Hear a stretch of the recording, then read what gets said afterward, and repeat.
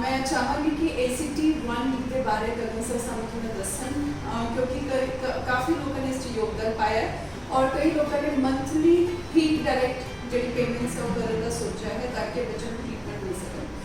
मैं दस रहा कि कई सिंगल मदर्स हैं जिन्हें जेडे कि इकनॉमिकली वीकर सेक्शन ने कई के फादर को देखा है कुछ ना कुछ जेडियां प्रॉब्लम्स आजकल फेस करके कुछ ना कुछ चल रहे हैं।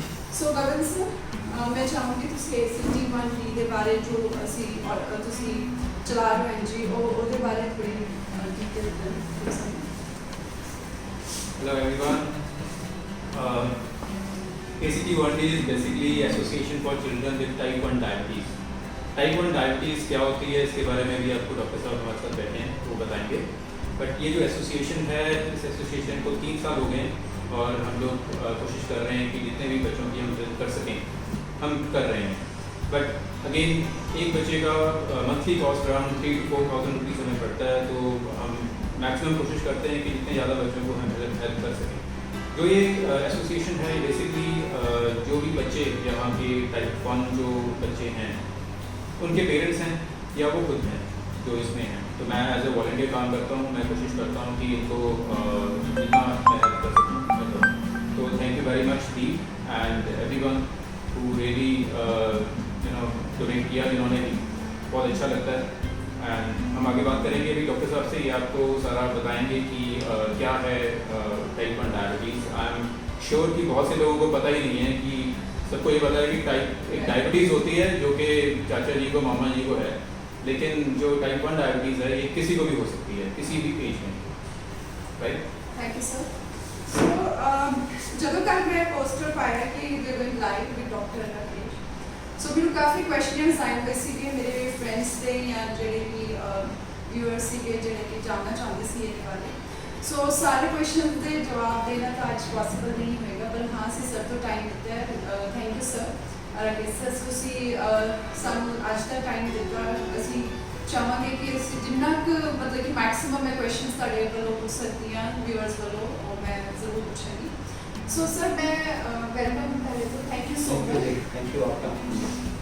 सो सर आप डील कर रहे हैं इसके साथ टाइप 1 जो डायबिटिक बच्चे हैं उनके साथ, तो पहले तो मैं चाहूँगी क्योंकि व्यूअर जानना चाह रहे थे कि है क्या ये, कैसे है ये जेनेटिक्स में कैसे हो रहा है, फॉर्म कैसे हो रहा है, इसकी क्या प्रॉब्लम कॉज क्या है, तो इसके बारे में आप जानेंगे।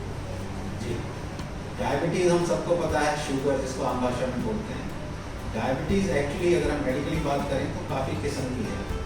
तो WHO की क्लासिफिकेशन होती है टाइप 1, टाइप 2 और फिर अदर टाइप्स है। और एक जेस्टेशनल डायबिटीज़ जो होती है जो प्रेगनेंसी में, ये मेजर टाइप्स हैं। टाइप 1 डायबिटीज़ अक्सर बच्चों में शुरू होती है। ये अक्सर 18-20 साल की एज से पहले शुरू होती है। 60-70% जिनको टाइप 1 डायबिटीज़ होना होता है ये 18-20 की एज से पहले शुरू होता है। टाइप 1 और टाइप 2 डायबिटीज़ में जो मेन फ़र्क है वो ये है, जो टाइप 2 है वो एडल्ट्स में होती है, अक्सर 40 की एज के बाद शुरू होती है, और जो टाइप 1 है अक्सर 20 से पहले शुरू होती है। दूसरा जो मेन फ़र्क है ट्रीटमेंट का है। एक्चुअली इसका कॉज दोनों का अलग अलग है, तो इसलिए ट्रीटमेंट भी अलग अलग है। तो टाइप 1 डायबिटीज़ में मेन प्रॉब्लम है कि इंसुलिन बॉडी में बनना बंद हो जाता है। इंसुलिन एक वो हार्मोन है जो हमारी शुगर को कंट्रोल में रखता है, नीचे रखता है, हाई नहीं होने देता है। बट एडल्ट वाली डायबिटीज़ में इंसुलिन बन रही है लेकिन वो ठीक से काम नहीं कर पाती। बच्चों वाली डायबिटीज़ में इंसुलिन बनना ही बंद हो जाता है। तो बड़ों की डायबिटीज़ में देयर आर मेडिसिन टैबलेट्स जो बॉडी में इंसुलिन है उससे काम करवा लेती हैं वो मेडिसिन। लेकिन जब बॉडी में इंसुलिन ही नहीं है तो टैबलेट्स दे के शुगर कंट्रोल में नहीं ला पाते टाइप 1 डायबिटीज़ में। तो टाइप 1 डायबिटीज़ में इंसुलिन बिल्कुल डेफिसिट है बॉडी में, वो ऊपर से देनी पड़ती है। और अनफॉर्चुनेटली इंसुलिन जो ऊपर से देनी पड़ती है वो टैबलेट्स नहीं है, सिरप नहीं है, वो इंजेक्शन है। और इंजेक्शन हमें हर खाने के पहले लेना पड़ता है, तो इसलिए कम से कम 4 बार रोज़ बच्चों को इंजेक्शन लगाना पड़ता है। और इंजेक्शन लगाने से पहले ये देखना पड़ता है कि उस वक्त शुगर कितना है बच्चे का, और इसलिए हर इंजेक्शन से पहले शुगर भी चेक करना पड़ता है। तो आप समझ सकते हैं कि 4 बार शुगर चेक करना है रोज़, और 4 बार रोज़ इंसुलिन इंजेक्शन लगाना है। इमेजिन 8 इंजेक्शन पर डे किसी बच्चे को लगा रहे हैं हम लोग, 8 प्रिक्स कर रहे हैं। अगर उसका हमने शुगर सही कंट्रोल में रखना है। अगर नहीं करते हैं तो आगे चल के 5 साल 10 सालों में उनका कोई ना कोई बॉडी पार्ट खराब हो जाता है हाई शुगर की वजह से या शुगर पुअर कंट्रोल होने की वजह से। इसलिए ये काफ़ी हार्ड रेजिमेंट हो जाता है फैमिली के लिए, बच्चों के लिए, कि उनको 8 बार रोज चेक करना है, 4 बार शुगर चेक के लिए, 4 बार इंजेक्शन के लिए। तो ये है टाइप 1 डायबिटीज़ है क्या जी।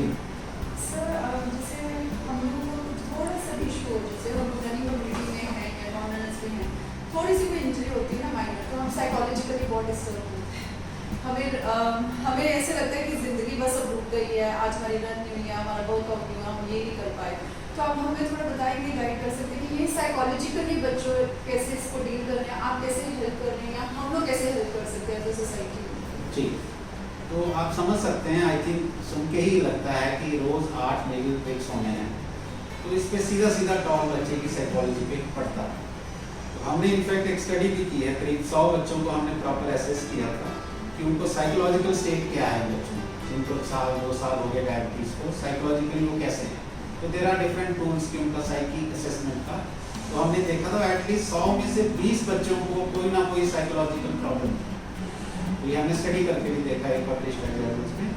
तो इट इज़ वेल नोन कि अराउंड 20 से 30% बच्चे जिनको टाइप 1 डायबिटीज़ है उनको कोई ना कोई साइकोलॉजिकल इशू है, उसको हम साइकेट्रिक इशू बोले या साइकोलॉजिकल इशू, मतलब they are not in normal mental frame, तो उनको कोई ना कोई प्रॉब्लम रहती है। तो फैमिलीज़ पे भी इट्स क्वाइट स्ट्रेसफुल, तो फैमिलीज़ पे भी, पेरेंट्स पे भी फर्क पड़ता है। और हम ये जो सोसाइटी जो कर रही हैं ये बेसिकली फाइनेंशियल आस्पेक्ट देख रहे हैं, क्योंकि ट्रीटमेंट जैसे बताया गगन जी ने कि 3 से 4 हज़ार पर मंथ एक बच्चे की ट्रीटमेंट का खर्चा है। तो एटलीस्ट हम साइकोलॉजिकली अगर हम वो चीज़ नहीं उनकी ख़त्म कर पा रहे तो कम से कम उनको फाइनेंशियली सपोर्ट की जा सकती है। वैसे साइकोलॉजिकली भी, सोशली भी सब चीज़ की सपोर्ट होनी चाहिए, बट एटलीस्ट बेसिक जो फाइनेंशियल सपोर्ट है वो तो प्रोवाइड की जा सकती है, जो कि दूर से ही कोई हेल्प कर सकते हैं। Thank you so much sir. जी। Thank you. I think ACT 1D के बारे आज ਅਸੀਂ ਇੰਨੀ ਗੱਲਬਾਤ ਕਰਾਂਗੇ। ਅਸੀਂ ਜਿੰਨੇ ਵੀ ਮੇਰੇ ਕੋਲ ਕੁਐਸਚਨ ਆਏ हैं, मैं चाहूँगी कि ਅਸੀਂ ਫੇਰ आइए, ਫੇਰ ਗੱਲ करिए, कुछ कोरोना का टाइम है, कोविड का टाइम है, और मैं ਦੱਸਦਾ ਤੁਹਾਨੂੰ कि ਸਾਡੀ ਰਾਈਟ ਹਜੇ ਵੀ ਪੈਂਡਿੰਗ ਹੈ। ਕੁਝ ਨਿੱਜੀ ਤੇ ਸਮਾਜਿਕ ਜ਼ਿੰਮੇਵਾਰੀਆਂ ਸੀਗੀਆਂ ਜਾਂ ਕੁਝ ਅਸੀਂ ਇਹਦੇ ਥੋੜਾ ਸਟਕ ਹੋ ਗਏ ਸੀ। ਸੋ ਜਿਵੇਂ ਕਿ ਮੈਂ ਪਹਿਲਾਂ ਵੀ ਕਹਿੰਦੀ ਹਾਂ ਕਿ ਸਿਰਫ ਜਿਹੜਾ ਯੋਗਦਾਨ ਹੁੰਦਾ ਹੈ ਉਹ ਪੈਸੇ ਦਾ ਨਹੀਂ, ਪੈਸੇ ਇੰਪੋਰਟੈਂਟ ਹੈ, ਨੋ ਡਾਊਟ। ਅਸੀਂ ਕਹਿੰਦੇ ਤੁਹਾਡਾ ਇੱਕ ਫੰਡ, ਇੱਕ ਪੈਸਾ ਸਾਨੂੰ ਮੈਟਰ ਕਰਦਾ ਹੈ, ਪਰ ਮੈਂ ਚਾਹਾਂਗੀ ਕਿ ACT 1D ਨੂੰ ਤੁਸੀਂ ਸਪੋਰਟ ਕਰੋ, ਜਾਓ ਜਾ ਕੇ ਪੇਜ ਲਾਈਕ ਕਰੋ, ਤੁਸੀਂ ਸਾਨੂੰ ਸ਼ੇਅਰ ਕਰੋ, ਸਾਡੀ ਇਨਫੋਰਮੇਸ਼ਨ ਸ਼ੇਅਰ ਕਰੋ, ਅਵੇਅਰਨੈਸ ਸ਼ੇਅਰ ਕਰੋ, ਲੋਕਾਂ ਨੂੰ ਪਤਾ ਲੱਗੇ। ਔਰ ਜਿਹੜਾ ਜਿਹਨੂੰ ਮੈਂ ਇਹਨੂੰ ਡਿਜ਼ੀਜ਼ ਨਹੀਂ ਕਾਊਂਟ ਕਰਦੀ, ਮੈਂ ਕਹਾਂਗੀ ਕਿ ਇਟਸ ਅ ਡਿਸਆਰਡਰ। ਸੋ ਆਪਣੇ ਵੱਲੋਂ ਜਿੰਨੀ ਕੋਸ਼ਿਸ਼ ਕਰ ਸਕਦੇ ਹਾਂ ਅਸੀਂ, ਜਦੋਂ ਕਿ ਮੈਂ ਅੱਜ ਸਵੇਰੇ ਵੀ ਆਪਣੇ ਬ੍ਰਦਰ ਨਾਲ ਗੱਲ ਕਰ ਰਹੀ ਸੀ, ਸੋ ਕਿ ਗੱਲ ਇਹ ਚੱਲ ਰਹੀ ਸੀ ਕਿ ਕਈ ਵਾਰੀ ਐਵੇਂ ਦਾ ਹੁੰਦਾ ਕਿ ਨਿਯਮ ਸਮਝਦੇ ਨੇ, ਮੈਂ ਮਦਦ ਕਰਨਾ ਵੀ ਚਾਹੁੰਦੀ ਹਾਂ, ਪਰ ਮੇਰੇ ਤੋਂ ਕਦੇ ਕੁਝ ਪੋਸੀਬਿਲਿਟੀ ਨਹੀਂ ਹੁੰਦੀ, ਸੋ ਮੈਂ ਉਹਨਾਂ ਤੋਂ ਵੀ ਮਾਫੀ ਚਾਹਾਂਗੀ। ਪਰ ਕਈ ਵਾਰੀ ਕੁਝ ਪੋਸੀਬਿਲਿਟੀਜ਼ ਵੀ ਹੁੰਦੀਆਂ ਨੇ, ਮੈਂ ਜ਼ਰੂਰ ਮੇਕ ਸ਼ੋਰ ਕਰਦੀ ਕਿ ਅਸੀਂ ਉਸ ਚੀਜ਼ ਨੂੰ ਸ਼ੇਅਰ ਕਰੀਏ। ਐਟਲੀਸਟ ਜੇ ਮੇਰੇ ਇੱਕ ਸ਼ੇਅਰ ਨਾਲ किसी का भला हो रहा है या कोई योगदान पाना चाहता है।